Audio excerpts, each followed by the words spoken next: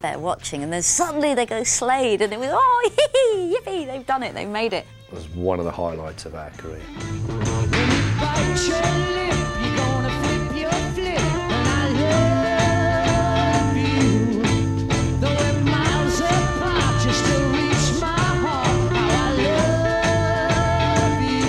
Although you're number one in the charts, you still could be considered as a pop group.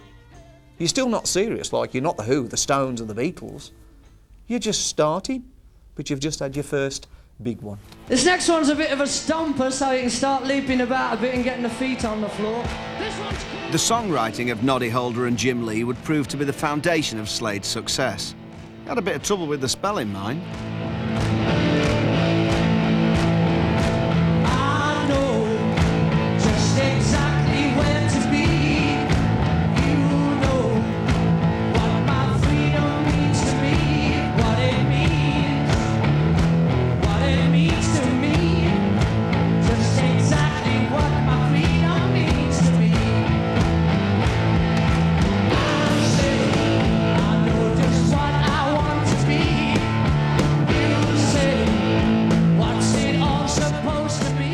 Back home in the Midlands, that was like a phonetic way of writing at the time, the spelling. And that's where really that came from. Then again, it was trying to heavy the thing up. Hey, hey, hey, hey, what you doing to me? Hey, hey, hey, look what you done. I said, why don't we use the dialect? It goes on the toilet walls in the Black Country. Write it how we say it. In fact, the lyric sheet is actually written in that phonetic spelling. Because when I used to jot the lyrics down to take in the studio, I used to spell it phonetically in the dialect anyway. And we used it, and that became a trademark. And this idea on record looked good. It was a bit tricky with Merry Christmas, everybody, because, you know. It was actually used in schools for quite some time afterwards. Radio 4 did a documentary on us. I know what your mind is going through. You know my mind is going through it too, through it too, going through it too. And you know my mind is... In 1972, Slade were practically glam royalty in the court of the three chart kings, Mark Bolan, Alice Cooper and Rod Stewart. But were they any good live? Could they hold their own alongside, for example, the mighty Quo? Did a tour with them, I think a package tour of some sort with them, and we supported them on some tour they were doing. Went to Australia, didn't we? Yeah.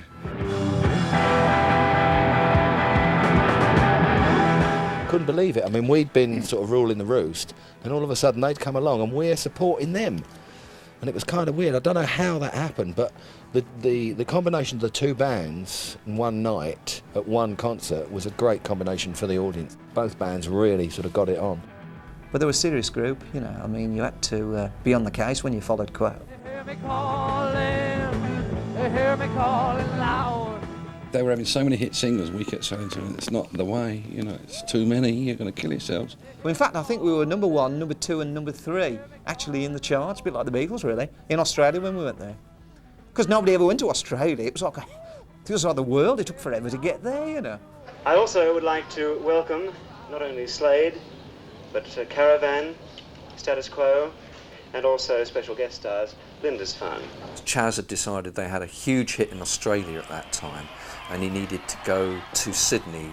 Dave got out the mat looking at it, very perplexed from it. He says, Chaz, explain this to me.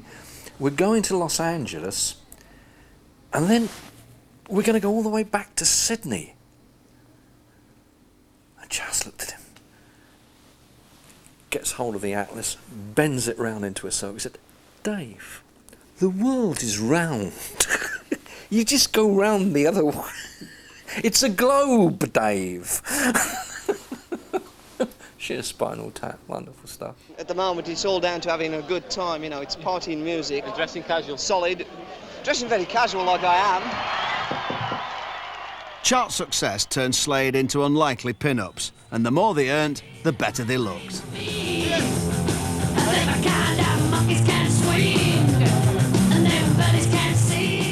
It was our first taste of screaming girl fans.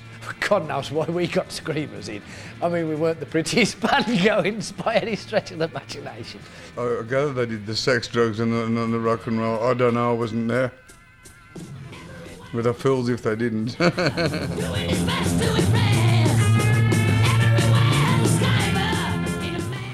He looked like some kind of Dickensian character, didn't he, with his big side whiskers, you know? And he was not a handsome man, I'm sure he won't mind me saying this, but he kind of screwed up his face, and I think he took delight in the fact that he could look remarkably ugly. I don't think any of them were heartthrobs. Don was probably the best looking, I think. To spend more time putting makeup on than sort of the photographs you to take, you know, sort of go there the day before to get made up, you know, to make sure you look all right. Jagger's not exactly your pin-up, is he? But I mean, he's never been short of of the female side of things, has he? You know, because it's more than just looks. It's what's behind it. It's the cosmic vibe. Chaz always wanted us to move to London right from the beginning. Unfortunately, we didn't like these London clubs. We used to go to Tramp. We didn't like it. We always kept our roots, the Black Country. Nothing ever took that out of us. You know, they can say you can take the boy out the Black Country, but you'll never take the Black Country out the boy. It was great seeing Jack Nicholson at the one table, you know, Mark Bolan over there and Michael Caine over there. But they were just guys, you know. We were still the Wolverhampton lads. We never pandered to trying to be hip or anything. We couldn't be. We hadn't got a clue about being hip or cool. We hadn't got the first idea about it. We used to get in the van and just drive home. We'd go through the night just to get home. And, you know, take me back home.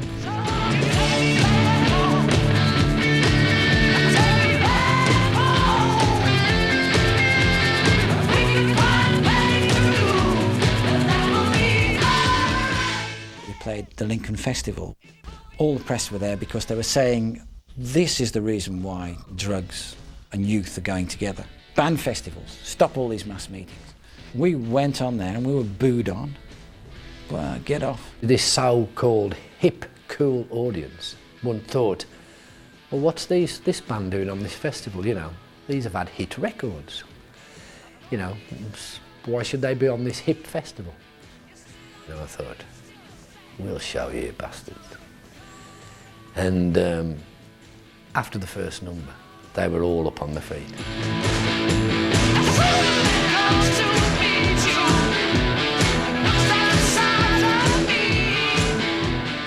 It gave us this credibility as a great rock live act. And the next week, Take Me Back Home went to #1 in the charts as well.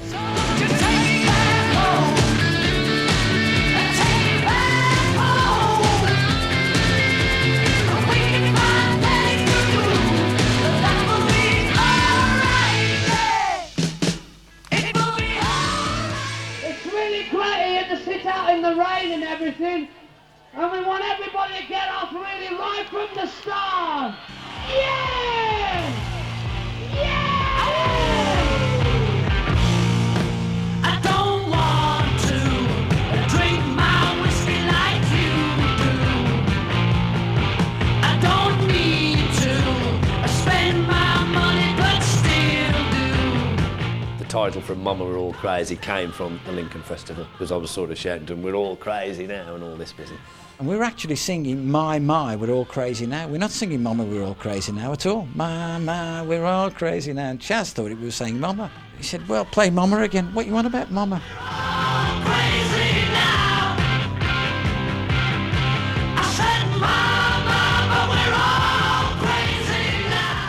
From the skinhead period, grey shirts, jeans and boots, what have you, and to this sort of like the Star Wars bar, used to sort of make it more colourful.